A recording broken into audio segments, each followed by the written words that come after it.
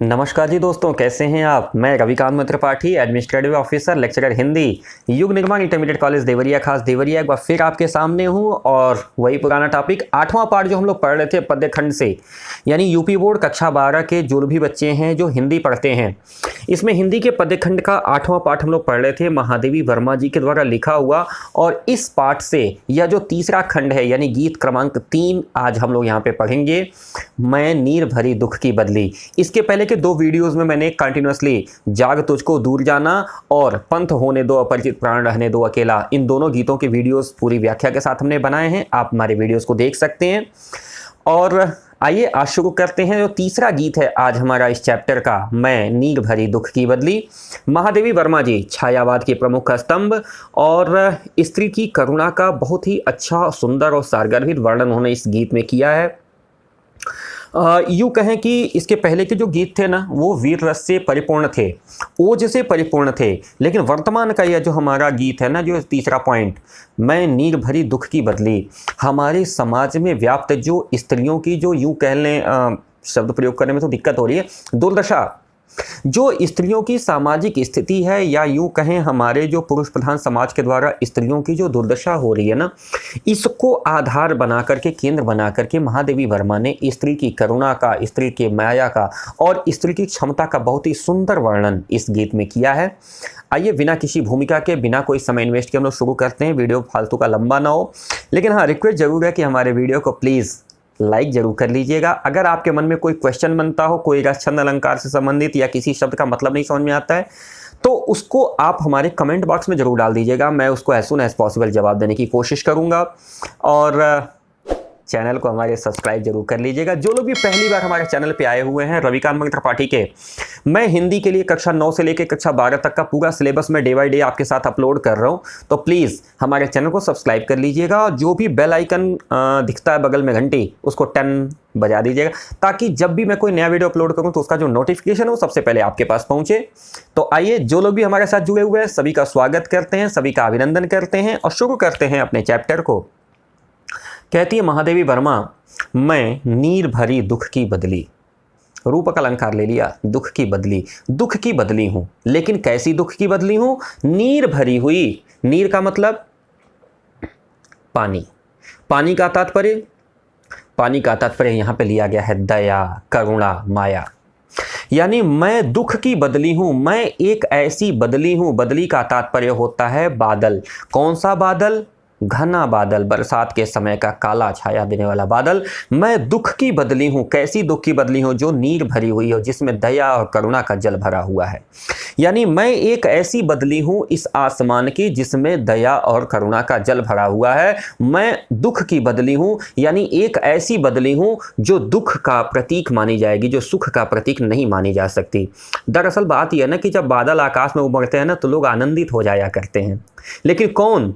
वे लोग आनंदित होते हैं जिनके मकान पक्के हैं, वे आनंदित होते हैं जिनकी फसल खेतों में खड़ी है और सकुशल है। लेकिन जिनके घर छप्पर के हैं, जिनके घर मिट्टी के हैं, जिनका घर फूस का है, क्या वे भी उतने ही आनंदित होते हैं बरसात में? शायद नहीं। वह व्यक्ति जो अच्छे होटल में है, वह व्यक्ति जो अच्छी गाड़ी में रन कर रहा है, उसको तो बड़ा मजा आता है बारिश में। लेकिन जो व्यक्ति अपने जीवन यापन के लिए संघर्ष कर रहा है, उस व्यक्ति को वर्षा से आनंद नहीं होता, बल्कि बारिश से दुख होता है। आइए चलते हैं आगे लेकर के, देखें हमारी कविता क्या कहती है। कहती है महादेवी वर्मा, स्पंदन में चिर निस्पंद बसा, क्रंदन में आहत विश्व हंसा, नैनों में दीपक से जलते, पलकों में निर्झरणी मचली, मैं नीर भरी दुख की बदली। स्पंदन में चिर निस्पंद बसा। स्पंदन कंपन, स्पंदन का मतलब होता है हिलना डुलना, कंपन। कंपन में अकंपन यानी निस्पंद बसा हुआ है। कैसा निस्पंद? चिर, लंबा, बहुत बड़ा। संभव है कि कंपन भी हो और वहां पे स्थिरता भी हो। निस्पंद का मतलब हो गया कंपन का विलोम यानी स्थिरता। विरोधाभास अलंकार। बहुत सारे दोस्त हमारे कहते हैं ना कि सर आप अलंकार और छंद वगैरह बताते चलिए, तो आइए हम लोग देखते चलते हैं। मैं तो वैसे भी अपने हर वीडियो में बताता चलता हूं, लेकिन फिर भी नोटिस लीजिए और पेंसिल लेकर के अपनी किताब पे नोट करते हुए चलिए। मेरे पास किताब है, मैं किताब से ही पढ़ा रहा हूं। मुझे ये कविता याद नहीं है, मैं भी देखिए देखता हूँ किताब में, किताब से ही पढ़ाता हूँ। आप भी अपने साथ किताब रखिए। तो कहते हैं कि स्पंदन में चिर निस्पंद बसा, स्पंदन में निस्पंद बसा हुआ है, यानी विरोधाभास दिखाई दे रहा है। कंपन में स्थिरता बसी हुई है। कौन से कंपन में कौन सी स्थिरता है? बादल जब आसमान में आता है ना तो हिलता डुलता रहता है, कंपन होता रहता है बादल में, लेकिन नहीं, जो हिलता डुलता बादल रहता है वो बरसता नहीं है। बरसता कौन सा बादल है? जो स्थिर होता है। जब बादल चल रहा होता है ना, जब बादल हिल डुल रहा होता है ना, तो जो विज्ञ लोग होते हैं, जो जानकार लोग होते हैं ना, जो अनुभवी लोग होते हैं, कहते हैं कि ऐसा ही बादल उड़ जाएगा, ये बरसेगा नहीं। तो जो बरसने वाले बादल होते हैं ना, उसमें स्थिरता होते हैं। ये कंपन वाले बादल स्थिर होते हैं और स्थिर होकर के बारिश करते हैं। क्रंदन में आहत विश्व हंसा। क्रंदन का मतलब होता है रोना। कैसा रोना? ऐसा रोना जिसमें कुछ आवाज भी निकले, जिसमें कराहने की आवाज हो, क्रंदन। ऐसा रोना जिसमें करुणा भरी आवाज निकले, जिसमें कष्ट भरी आवाज निकले, ऐसा रुदन क्रंदन कहलाता है। क्रंदन में आहत विश्व हंसा। वह पूरा विश्व जो आहत है, यह पूरा संसार जो गर्मी से व्याकुल है, यह पूरा संसार जो इस भावना से व्याकुल है कि हमारी फसल सूख जाएगी, अगर बारिश नहीं होगी तो भोजन नहीं मिलेगा, यदि बारिश नहीं होगी तो धरती का जल स्तर नीचे चला जाएगा, तो पीने के लिए पानी नहीं मिलेगा। वह विश्व जो गर्मी से व्याकुल है, विपरीत परिस्थितियों के आने की संभावना से व्याकुल है ना, वह विश्व हंसने लगता है जब बादल का क्रंदन होता है। यानी बादल जब रोता है ना तो पूरा विश्व हंसता है। ठीक वैसे ही महादेवी वर्मा अपने जीवन की कल्पना कर रही हैं कि एक स्त्री जब रोती है ना तो पूरा विश्व हंसता है। यानी स्त्री के मन में जब करुणा भरी हुई होती है ना तो पूरे विश्व को वो आनंद देती है। अपनी तुलना वह बादल से कर रही हैं कि हमारा जीवन कैसा है, दया, करुणा, मोह और माया से जिस तरह से भरा हुआ ना, वह पूरे संसार को सुख देने वाला है। ठीक वैसे ही जैसे बारिश सबको आनंद देती है, सुख देती है। आगे कहते हैं, नैनों में दीपक से जलते, पलकों में निर्झरणी मछली। बादल का जब क्रंदन होता है तो उसमें चमक होती है, और जब चमक होती तो क्या होता है, तुरंत लोगों को विश्वास हो जाता है कि बादल गरज रहा है, बादल चमक रहा है, तो बारिश होगी, और बारिश होगी तो चारों तरफ सर्वत्र आनंद ही छा जाएगा। कहते नैनों में दीपक से जलते, हमारे नेत्रों में दीपक जैसे जल रहे हैं, ठीक वैसे ही जैसे बादल चमकता है। यानी आशा के दीपक हमारे नेत्रों में जलते हैं। और पलकों में निर्झरणी मछली। निर्झरणी का मतलब होता है पर्वत से निकलने वाली नदी। निर्झर का मतलब होता है झरना। निर्झरणी नदी। नदी कौन? जो पर्वत से निकली है उस नदी को हम लोग कहेंगे निर्झरणी। पलकों से निर्झरणी निकल पड़ती है, यानी स्त्री के आंखों से जब अश्रु चलते हैं ना तो उन अश्रु में करुणा होता है, उन अश्रुओं में प्रेम होता है, उन आंखों में के जो अश्रु होते हैं उसमें दया होती है। यानी दया, प्रेम और यूँ कह लें कि खुशी के, आनंद के, और खुशी और आनंद क्या, दूसरे को आनंद देने के लिए, पूरे संसार को सिक्त करने के लिए, आनंदित करने के लिए जो आंसू हमारे नेत्रों से बह निकलते हैं, इसकी तुलना वह बादल के पानी से कर रही है। तो कह रहे नैनों में दीपक से जलते, पलकों में निर्झरणी मछली। जैसे बादल चमकते हैं वैसे ही मेरे नेत्रों में आशा के दीपक जल रहे हैं, ताकि कुछ अच्छा होगा। हमारे पलकों में निर्झरणी बचल रही है, यानी हमारी आंखों से प्रेम आंसुओं का जल वैसे ही बह रहा है जैसे बादलों से जल आकर के पूरे संसार को आनंदित करता है। मेरा पग पग संगीत भरा। पग पग संगीत भरा हुआ है। संगीत का मतलब होता है आनंद। संगीत कब उपजता है? जब या तो बहुत ज़्यादा आनंद हो या नहीं तो बहुत ज़्यादा अवसाद हो। यदि बहुत ज़्यादा दुख हो तो संगीत उत्पन्न होता है, बहुत ज़्यादा आनंद हो तब ज़्यादा संगीत उत्पन्न होता है। यहाँ पे दोनों विरोधाभास दिखाई दे रहे हैं कि यहाँ पे दुख भी है और आनंद भी है। रस छांटने में बड़ा मुश्किल होगा। करुण रस की कविता है लेकिन शांत रस में चल रही है। कविता देखिए करुण रस की है, दुख प्रतीत हो रहा है, लेकिन दुख और सुख दोनों एक दूसरे के समानांतर यानी पैरेलल चल रहे हैं। कह रहे हैं मेरा पग पग संगीत भरा, मेरा हर एक कदम संगीत से भरा हुआ है। संगीत का मतलब समाज दुखी है, मैं भी दुखी हूं, लेकिन समाज के लिए कुछ अच्छा कर लेने के लिए मैं दुखी हूं, और समाज इसलिए दुखी है कि कब मुझको कुछ अच्छा मिल जाए। दोनों दुखी हैं, लेकिन एक परोपकार के लिए दुखी है और दूसरा स्वार्थ के लिए दुखी है। मेरा पग पग संगीत भरा, मेरे हर पग पे संगीत भरा हुआ है, यानी हर एक पद मेरा संसार के साथ चलने के लिए आतुर है। संगीत का मतलब होता है साथ साथ गाना, समदन गीत संगीत, साथ साथ चलने के लिए आतुर है, यानी पूरे विश्व के साथ साथ चलने के लिए मैं व्याकुल हूं। मैं चाहती हूं कि मैं पूरे विश्व के कल्याणार्थ कुछ कर पाऊं। सांसों से स्वप्न पराग झरा, श्वासों से स्वप्न पराग झर रहे हैं। स्वप्न का मतलब होता है आशा। जब हम अपनी आंखें बंद करते हैं, सोचते हैं कुछ अच्छा होगा, वो स्वप्न होता है। कैसा? पराग। पराग का मतलब होता है सुगंध। पुष्पकणों के जो पराग होते हैं ना, जिसमें सुगंध होता है, जिसकी वजह से कीड़े मकोड़े, चाहे मधुमक्खी हो, चाहे भंवरा हो, चाहे दूसरे जो कीड़े आकर्षित होते हैं, वो पराग होता है। परागकण। कह रहे हमारे श्वासों में स्वप्न पराग, हमारी जो सांसें चल रही है ना उसमें आशा रूपी सुगंध बसी हुई है, यानी जो कुछ भी होगा अच्छा ही होगा, यह भावना यानी पॉजिटिव थिंकिंग भरी हुई है हमारे अंदर। मैं करुणा अवसाद में हूँ लेकिन दुखी नहीं हूँ, मैं हताश नहीं हूँ, मैं निरुत्साह नहीं हूँ, मैं हारी नहीं हूँ, मैं भविष्य में होने वाले अच्छे कर्मों के प्रति प्रेरित हूँ। मेरे मन में आशा है कि जो कुछ भी होगा वो अच्छा ही होगा। कह रहे नभ के नवरंग बनते दुकूल। तुलना करिए बादल से। जब बादल आकाश में आते हैं ना तो उसी बादल से जब सूर्य की किरणें छन के निकलती हैं तो वहाँ बादल सुनहरे गोल्डन गोल्डन कलर के दिखते हैं। उसी बादल में जब बादल की मोटाई थोड़ी ज़्यादा हो जाती है, सूर्य पीछे छुप जाता है ना, तो वही बादल लाल लाल सुंदर कलर का केसरिया रंग का दिखता है। वही बादल जब सूर्य को पूरी तरह से ढक लेता है तो वहाँ पर सांवलापन आ जाता है, कालापन आ जाता है। यानी जब बादल आकाश में होते हैं ना तो आकाश बार बार अपना रंग बदल रहा होता है। ठीक उसी तरह से मेरे जीवन की परिस्थितियाँ भी रंग बदलती हैं। मेरे जीवन की परिस्थितियों में कभी आनंद आता है, कभी अवसाद आता है, कभी शोक आता है, कभी हर्ष आता है। दुकूल का मतलब होता है वस्त्र। तो नभ के नव रंग माने आकाश के जो नए नए रंग बन रहे हैं ना, वो नए नए रंगों के वस्त्र तैयार करते हैं। ठीक वैसे ही हमारे जीवन में भी आने वाली परिस्थितियां हमारे लिए नवीन वस्त्रों का निर्धारण करती हैं। छाया में मलय बयार पली, मैं नीर भरी दुख की बदली। और बादल की छाया क्या होती है? आनंददायक होती है। जब हम कड़ी धूप में चल रहे होते हैं ना, ऊपर से बादल आ जाते हैं, नीचे छाया आ जाती है, तो लगता है कि काश ये बादल ऐसे ही छाया करते रहते और हम चलते रहते। मलय बयार, मलय पर्याप्त, मलय पर्वत पाया जाता है हमारे दक्षिण भारत में। और मलय पर्वत से होने वाली जो आग्नेय हवा होती है ना, उसकी हवा की प्रॉपर्टी होती है शीतल, मंद और सुगंध। ये तीन प्रॉपर्टी होती है इस हवा की। वो शीतल होती है, सुगंधित होती है, धीमी होती है, क्योंकि मलय पर्वत में ना गर्म मसाले बहुत पाए जाते हैं। ईस्ट इंडिया कंपनी इसीलिए भारत आई थी, उसी मलय पर्वत पर पाने वाली दालचीनी और काली मिर्च के लिए। तो कह रहे मलय पर्वत से आने वाली जैसे हवा सुगंधदायक होती है ना, वैसे ही बादलों की छाया सुगंधदायक है। और वैसे ही मेरे जीवन की करुणा भी संसार के लिए सुखदायक होती है। मैं एक स्त्री हूँ, मेरे हृदय में उमड़ रही भावनाएं, मेरे हृदय में चल रही जो भावनाएं हैं ना, वह संसार के लिए आनंददायक होनी चाहिए। मैं निर्भरी दुख की बदली, मैं दया और करुणा से भरी दुख की एक ऐसी बदली हूं जिसका अपना कोई अस्तित्व नहीं है, लेकिन फिर भी मैं समाज के लिए जीती हूं। अगला स्टेंजा कहता है, मैं क्षितिज भ्रिकुट पर चिर धूमिल, चिंता का भार बनी अविरल, रजकण पर जलकण हो बरसी, नवजीवन अंकुर बन निकली, मैं निर्भरी दुख की बदली। कहती है महादेवी वर्मा, मैं क्षितिज भ्रिकुट पर चिर धूमिल, चिंता का भार बनी अविरल। क्षितिज की भ्रिकुटी पर चिर धूमिल, भ्रिकुटी का मतलब होता है भौहें। ये जो आंखों पे जो भौं है ना, इनको बोलते हैं भ्रिकुटी।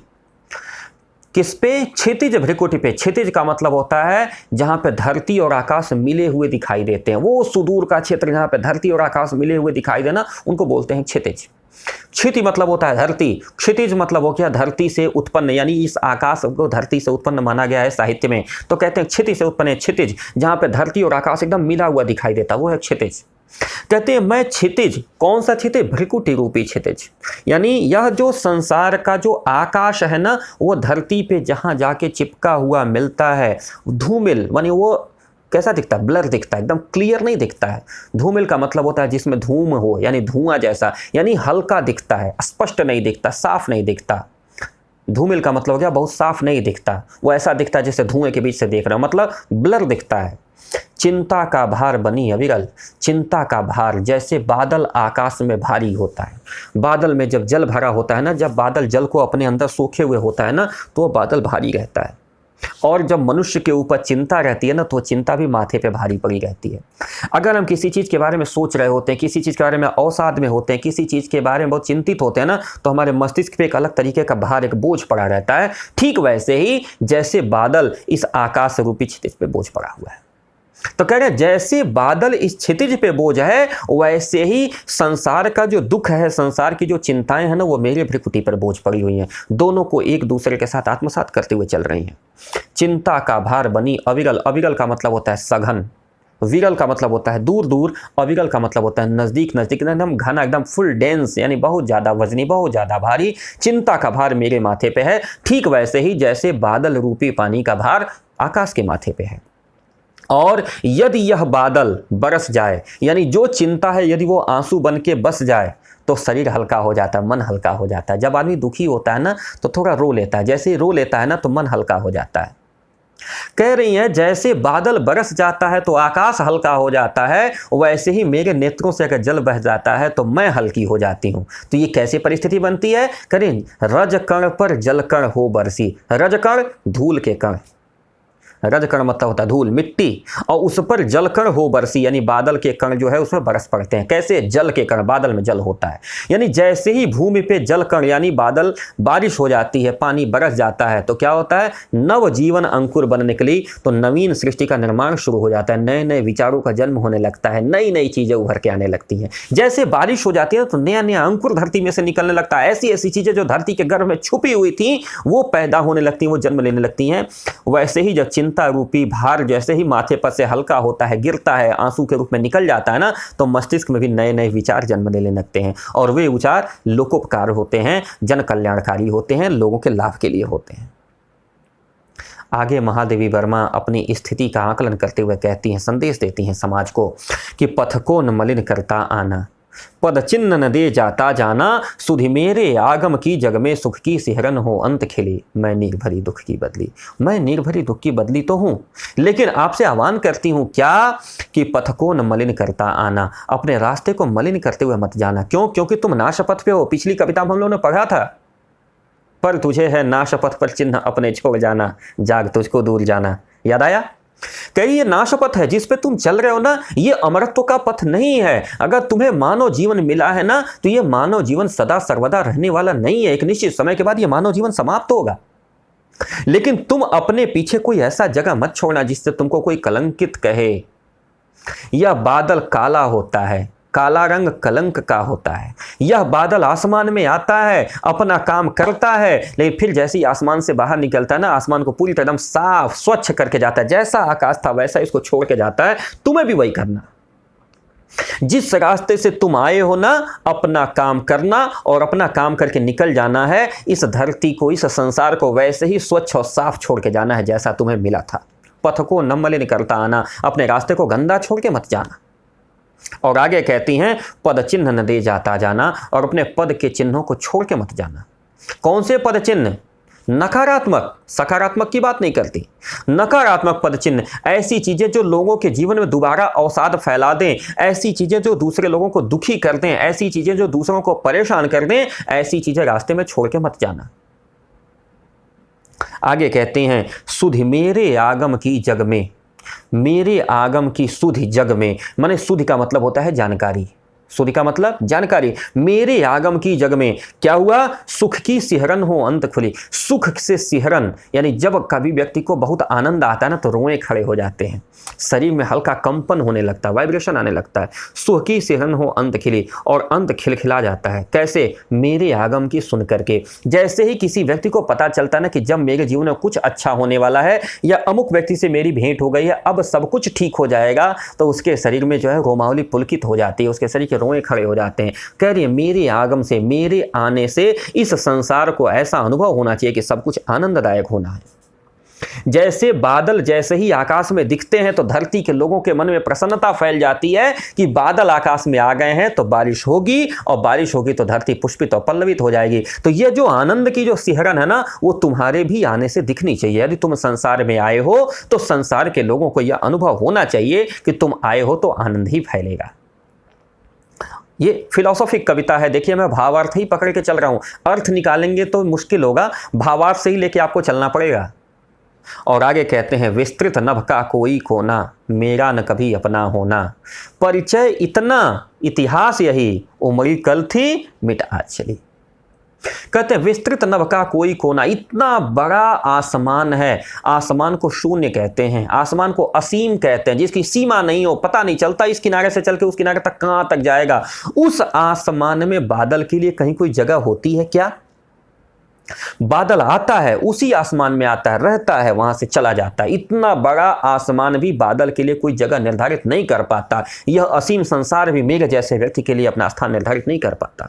कितने बड़े बड़े शूरमा इस धरती पे आए चले गए, राम आए चले गए, कृष्ण आए चले गए, बुद्ध आए चले गए, भाभा आए चले गए, जगदीशन बसु आए चले गए, स्वामी विवेकानंद आए चले गए, रविन्द्रनाथ टैगोर आए चले गए, महादेवी वर्मा चले गई, प्रेमचंद चले गए, गांधी जी चले गए, भगत सिंह चले गए। ये सारे के सारे लोग आए, और इस संसार में रह करके अपनी कीर्ति, अपनी यश, अपनी प्रतिष्ठा बढ़ा करके चले गए। मैं भी चली जाऊंगी। इस इतने बड़े आकाश में जब इतने बड़े बादल के लिए जो पूरे विश्व को आनंद दे रहा है, पूरे विश्व को सृष्टि का वरदान दे रहा है, जब उसके लिए जगह नहीं है तो मेरे लिए जगह बचेगी क्या? तो कह रहे विस्तृत नभ का कोई कोना, मेरा न कभी अपना होना, मेरा कभी अपना नहीं हो सकता। क्यों? क्योंकि मैं नश्वर हूं, मैं नाशवान हूं। मेरा परिचय इतना ही है और मेरा इतिहास इतना ही है। इतिहास मतलब बीती हुई बातें, परिचय मतलब वर्तमान की परिस्थिति के अनुसार अपना वर्णन। तो मेरा परिचय और मेरा इतिहास दोनों बस इतना ही है। क्या उमड़ी कल थी, माने कल मैं अपने चरम पे था, कल मैं श्रेष्ठता के साथ था, कल मैं पूर्ण विकसित था, कल मैं कुछ कर सकने में सक्षम था, और आज मिट रहा हूं, समाप्त हो रहा हूं। लेकिन हाँ, इस समाप्ति के साथ हमारा यश, हमारा कीर्ति, हमारा प्रतिष्ठा, हमारे द्वारा किए गए कार्य इस संसार में कीर्तिमान स्तंभ बन के खड़े रहेंगे, ऐसा मेरा विश्वास है। और दूसरी चीज, महादेवी वर्मा इस बात पे विश्वास रखती हैं कि मैं निर्भरी दुख की बदली, मैं करुणा से भरी हुई एक ऐसी बदली हूं जो इस पूरे संसार में जब बरसूंगी ना तो संसार को आनंदित कर, स्वयं भले मैं समाप्त हो जाऊंगी। जब से ही बादल बरसता है, बादल का अस्तित्व समाप्त हो जाता है। कह रही मैं उमड़ी थी, आज समाप्त हो गई। कल यही बादल खूब बड़े मात्रा में था, आज खत्म, भाई बरस गया, खत्म हो गया। तो ठीक वैसे ही जैसे बादल बरस करके अपना अस्तित्व समाप्त कर देता है लेकिन पूरी धरती को आनंद दे जाता है, वैसे मैं भी अपने आप को समाप्त तो कर रही हूं लेकिन इस पूरे धरती को आनंद देके जा रही हूं। तो मित्रों, ये कविता थी मैं निर्भरी दुख की बदली। मुझे उम्मीद है कि आपको पसंद आई होगी, अच्छा लगा होगा। मैं रविकांत त्रिपाठी आपके साथ था। मैं एडमिनिस्ट्रेटिव ऑफिसर हूं और लेक्चरर हिंदी भी हूं, साथ साथ ही युग निर्माण इंटरमीडिएट कॉलेज देवरिया खास देवरिया में।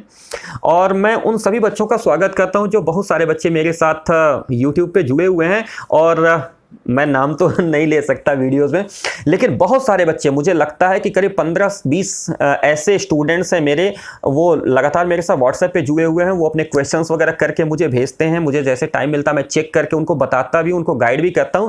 ऐसे सभी लोगों का मैं स्वागत करता हूं, अभिनंदन करता हूं। और जो लोग भी पहली बार हमारे चैनल पर आए उनसे रिक्वेस्ट करता हूं हमारे चैनल को सब्सक्राइब कर लीजिएगा। बहुत ही अच्छी अच्छी जानकारियां मैं आपको हमेशा देता रहूंगा। और पर्टिकुलरली आपका कोई भी रिक्वायरमेंट हो वो भी आप हमें दीजिए, मैं उस पर वीडियो जल्दी जल्दी बनाऊंगा और मैं आपको दूंगा। तो आइए, महादेवी वर्मा का द्वारा लिखा हुआ ये 8वां पाठ आज कंप्लीट होता है। अगले चैप्टर पे हम लोग जल्दी ही उतरेंगे। आप लोग इसका क्वेश्चन आंसर कर लीजिए, नहीं आता है पूछिए, मैं बताता हूं। तो ठीक है, मिलते हैं फिर। नमस्कार, सत श्री अकाल, जय हिंद।